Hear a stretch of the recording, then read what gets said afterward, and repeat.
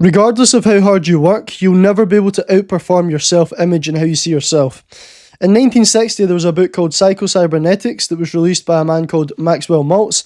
Maxwell Maltz was a plastic surgeon, and in this book, he speaks about the concept that this internal self-image literally creates your reality. And ultimately, in this video, I want to make you super aware of what your self-image is, how you can change your self-image, and how exactly it dictates the results you get in life. A little bit of context on the book. Maxwell Maltz, being a plastic surgeon, recognized that when he changed people's faces, so he reconstructed their nose, their jaw, whatever it was, and ultimately some people felt really confident off the back of the surgery, and then other people didn't. And this made him question, okay, so if I'm really changing how someone looks physically, externally, and they still don't feel more confidence, then ultimately there's going to be something internally that's dictating how they feel and how they essentially feel about themselves. So again, in this video, I want to really break down what the self-image is and how it might be controlling your life and essentially how it literally creates the reality that you experience. So getting into this video, I want to make it very, very simple and clear that I myself have changed my self-image in order to get more results in my life. In December 2024, I was making around 3 to 4k a month. In January 2025, I made £13,500 just within 12 days. And a big part of this was me changing my self-image. Before, when I was stuck at that 3 to 4k a month mark, I didn't see myself as someone that could make more money. I didn't see myself as someone that could make 10k a month, £100,000 a year. But ultimately, using the techniques that I'm going to show you in this video, I was able to shift how I see myself. I was able to change my self-image and therefore start behaving differently. And that's one of the main things that I want to start off this video with, is allowing you to understand that you will never be able to act out of alignment with how you see yourself. Your self-image literally dictates how you behave. And we can logically understand that how you behave and operate in life, how you show up, will directly impact the results that you get. So let me make this clear. Okay, so the self-image, let me get my pen. If you see yourself as a loser, you will then act like one. If you see yourself as a loser, you're going to then act like a loser. And ultimately, a loser sees himself as someone that doesn't win. So what does that loser do? They take no action. What does the no action lead to? No results.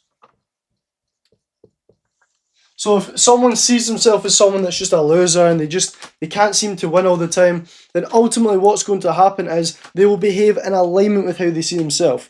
That self-image will literally dictate how they behave because you cannot act out of alignment with how you see yourself. And let's speak about, again, the self-image. What is the self-image made up of? The self-image is made up of everything that you've emotionally experienced in your life. So your self-image and how you see yourself is literally formed here by the wins, by the losses, the reactions of you, but the people around you, how people see you, how people treat you. And again, if you think about this from the standpoint of how your parents treated you. If your parents always said, you're very smart, and you can win at everything. You can 100% do this. You're going to be a very confident person. You're going to see yourself as confident because the emotional experiences that you've had, maybe you've went to school and you've won a competition and you come home and your parents are really congratulating you for that. Ultimately, you're going to start to see yourself as a winner. You're going to start to see yourself as someone that can achieve good things and you get rewarded for it. The people around you love you for it. And you'll see yourself as someone that can do it because you've had these emotional experiences that have shaped how you see yourself. So the past experiences, the wins, the losses, the reactions, how people treat you, form this self-image. And with this self-image dictating the way that you behave and the way that you show up, literally will dictate the results that you get. And you can see this direct impact. See yourself as a loser, you'll get no results because you take no action and you don't see yourself as someone that can win. But there's something that your brain does that's very, very smart, and it's almost like this mechanism inside you that is operated by your self-image, by the things that you deem to be important and the things that you believe in, but ultimately how you see yourself is how you see the world. You do not see life as it is, you see life as you are. And let me explain this. So there's a part of your brain that actually works here. This part of your brain is called the reticular activating system. So let's write out the full word so you can understand what it's called. So the reticular activating system. And I want you to think about this. Imagine you're this little guy and you're seeing the reality. So this is reality here. This here is the RAS. That filter that you see reality through is your reticular activating system. This RAS is literally programmed by your self-image. That self-image is literally made of the emotional things that you've experienced. So that would then pose the question, cool, how does this play out in real life? How does my brain filter reality? What does that mean? Right, cool, perfect. So if you see yourself as a loser, let's use the example of a guy that sees himself as unattractive.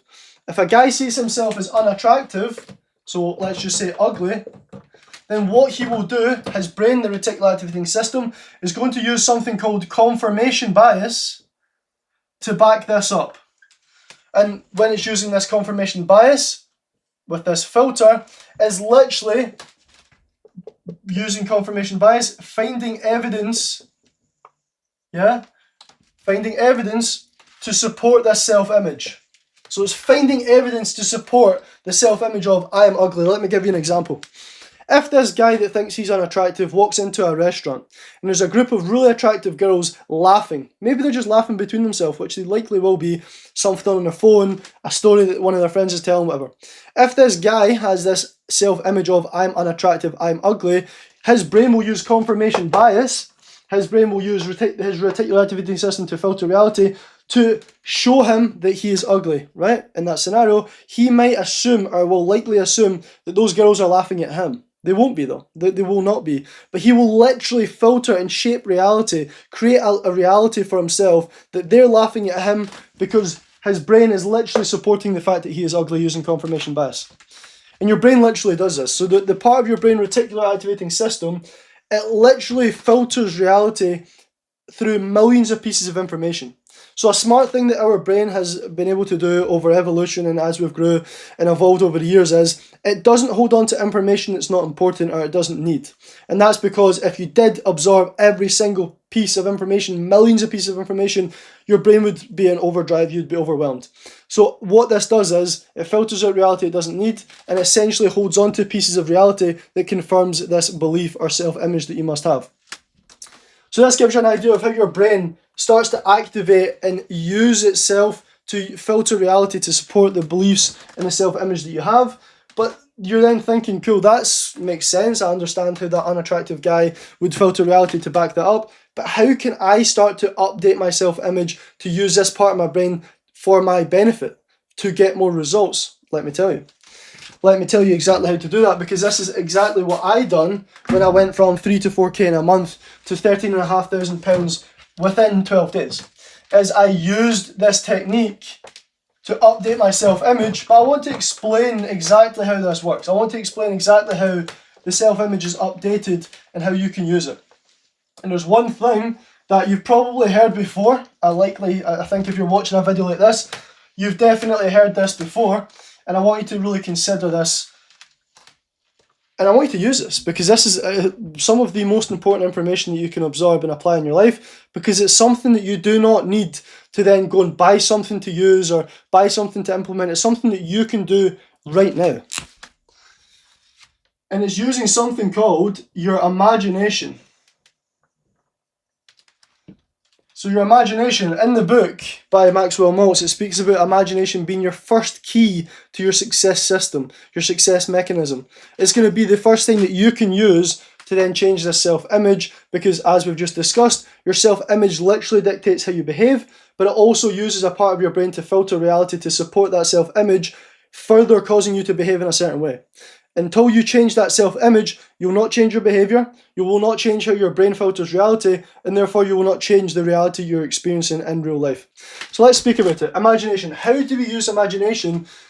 Let me take you back to literally a couple of minutes ago when we spoke about the self-image being composed and made up essentially of everything that you have emotionally experienced.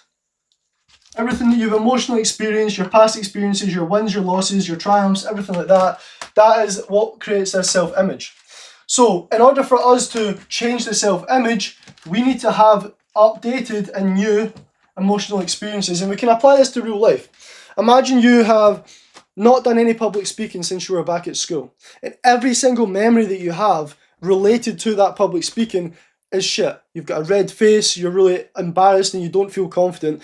That means that ultimately every single time that you go to do that public speaking in real life, what's going to happen? You're going to feel anxious, nervous, because the last piece of evidence that you have, the last emotional experience tied to this thing that you're about to go and do is negative. It's not good. You're not going to feel good about it. So that gives you an idea of the emotional experiences and the self-image and how that in real life plays out. But let's speak about how you can update this self-image by using your imagination. So there's a tool called visualization. Visualization. And this visualization, think about it, it literally tricks your brain. Because the reason why it tricks your brain is because your brain, your subconscious mind, does not know the difference between a vivid imagination and a real life experience. It does not know the difference.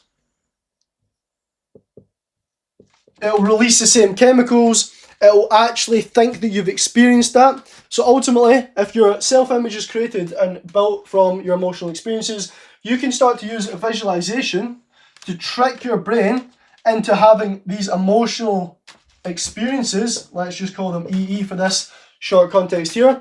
And then therefore you can start to update your self-image. So I want you to close your eyes right now. I'm going to turn the screen black.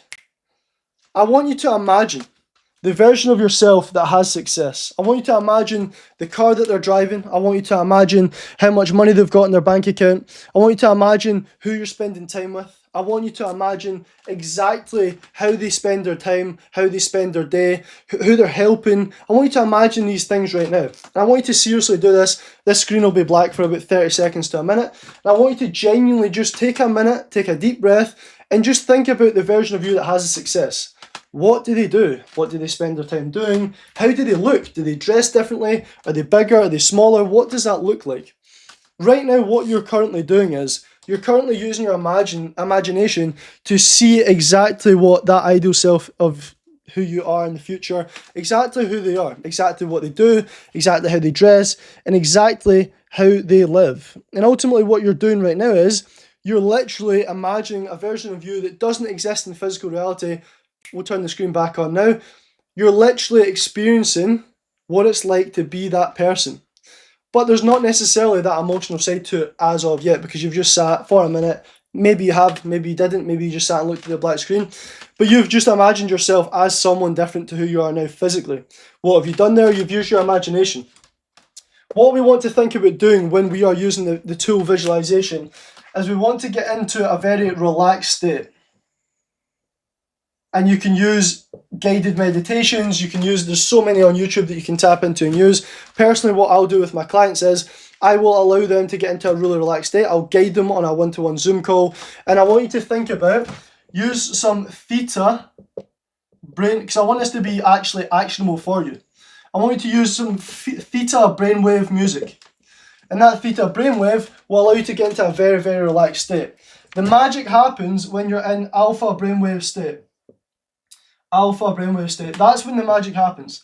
That's when you're in a very, very relaxed state and you're between beta, so beta brainwaves.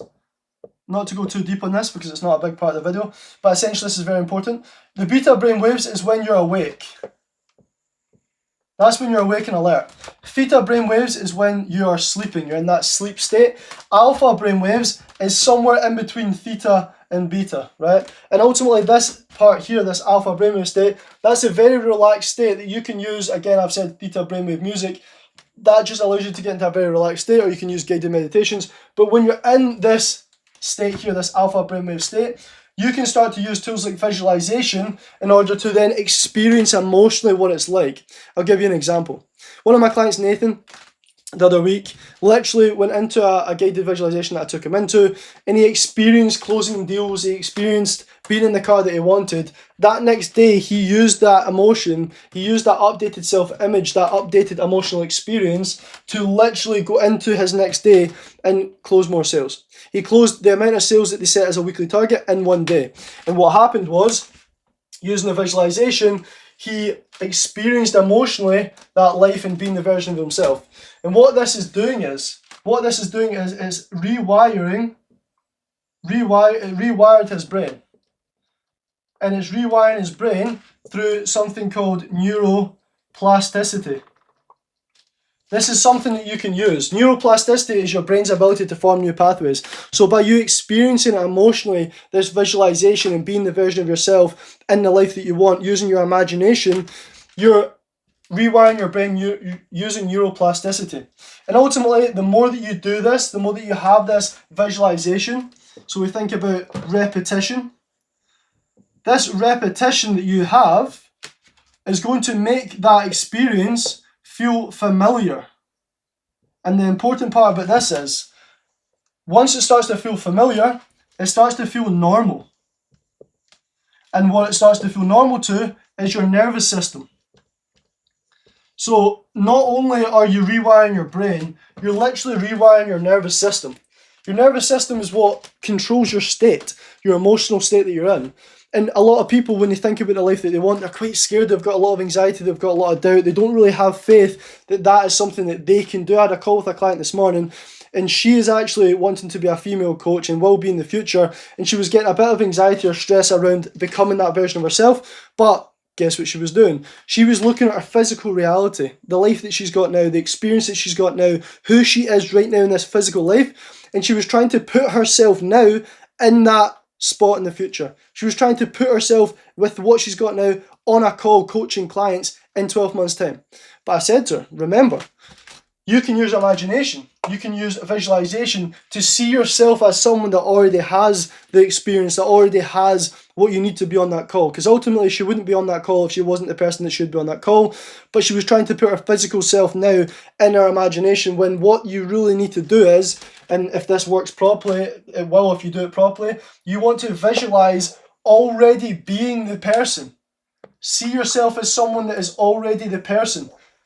See yourself as someone that has that life, that has the confidence, that has the success, that has the money, that has the freedom, doing what they're doing in that moment. So you're seeing it from an I am perspective, you're seeing it from the present moment, but you're actually sitting in your current reality physically, using your imagination to be there already. Once you do that, once you repeat that, you update your self-image by the emotional experience in life that you want with the imagination and visualization.